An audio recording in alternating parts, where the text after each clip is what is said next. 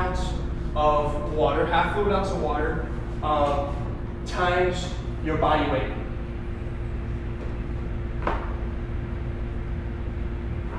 Equals daily intake. Intake of water. Right? And I mean water. Water. Just like those bottles of water right there. Not necessarily tea like Liz has, but actually water. Nothing else than that. Yes, you can get a lot of your water from fruits and vegetables and throughout your foods throughout the day.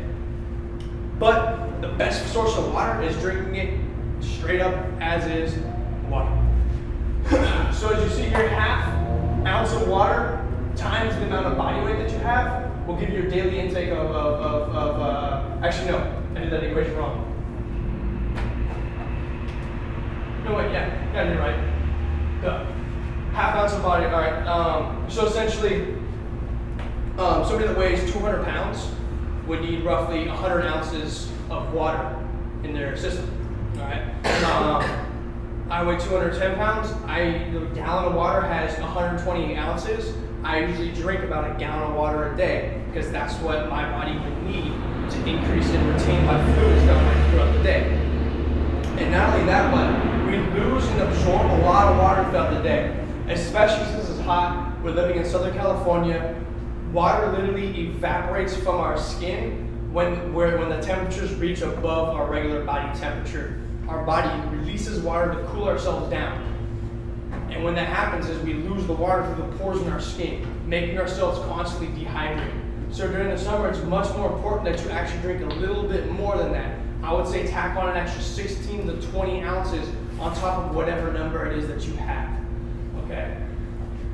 Water is very, very crucial and very, very important.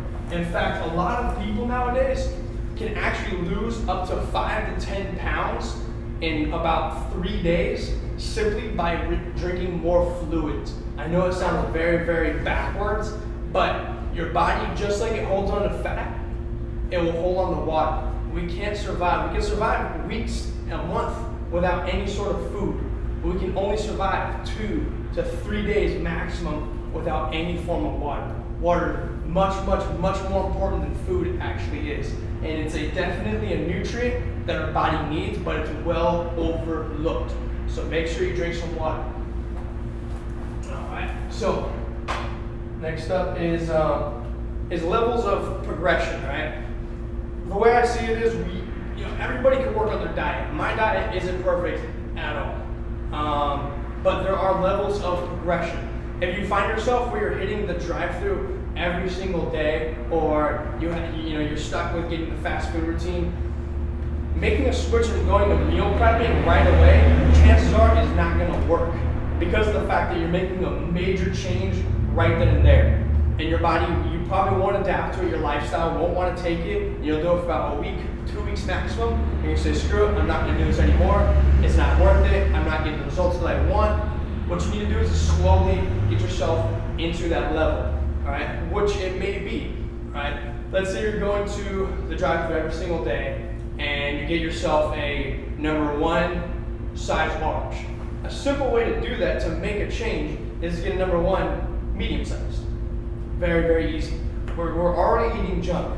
Why not make it a little bit less junk? That way it's not as bad to our bodies, okay? The next step from there is going from a #2, which may be like a quarter-pounder burger or whatever it could be, to getting one of their healthier options on the menu. That way it takes your taste buds to change a little bit. Like I said, I love French fries myself, but I don't eat them just because of how bad they are and the fact of how they make one feel. So if you were to slowly move yourself over to eating something healthier for lunch, your body would adapt to that and you would get used to it. And chances are over a while you'd be like, you know what, I don't really need French fries anymore. I like the feeling of it, they taste great and everything, but they don't satisfy me as much as they did in the past. So I'm gonna go ahead and stick away from those. All right. The biggest thing is cheat meals. A lot of people love cheat meals. I love my cheat meals, okay? One thing that is a big rule, and a lot of people have this, is the 80-20 rule. which simply means that 80% of your, where it came from, it's a business where 80% of your efforts really only came from 20% of the work that you did. What that means, but I take it as a different way, I just put 80%, 20%. Try to get 80% of your food to be actually food. The other 20% can be kind of mixed in there. That could be the little things like the granola bars up there.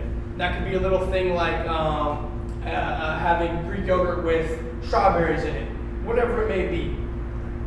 But the thing about the 80-20 rule is that it all counts up at the end of the day. If you want to cheat, there's different levels, different modes of cheating. All right, you could have one major cheat every 2 weeks. This is a blowout. This is literally,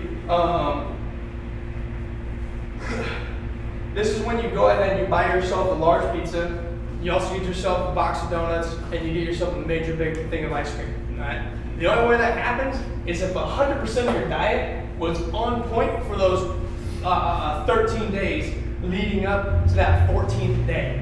On that 14th day, that's when you have your major cheat meal.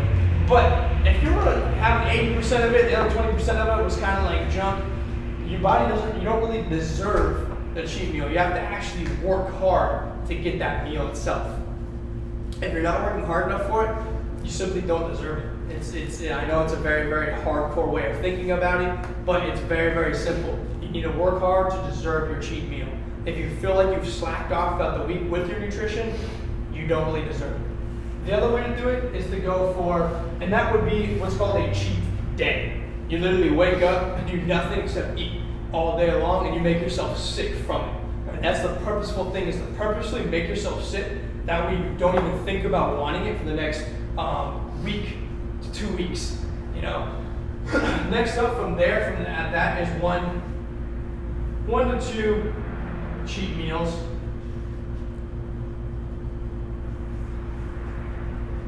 Every week. One of the big days that a lot of people have is usually Sunday, Saturday, or Friday, okay? And I usually, 1 to 2, 80-20 rule, the way I see that. And so if you're gonna go out to dinner with some friends or whatever, and you know you've done really well in your diet Monday through Friday, to come Saturday night, you're like, you know what, screw it, I'm gonna get my burger, I'm gonna get my fries, I'm gonna get my soda. Well, guess what? You deserved it. If you did 100% well throughout the week, you didn't have any soda at all, you didn't have any fries, you didn't have any junk food, no cookies, no sweets, you deserve to have that meal that night. It's very simple. You worked hard, you go ahead and you get that meal. And that would be, if you work hard Monday through Friday, Saturday, Sunday, you can enjoy a cheat meal. One of those days you gotta have a great breakfast Sunday, have some brunch, or you can have a great meal Saturday night, whatever it may be. The other way is the twice a week. So 2 times per week.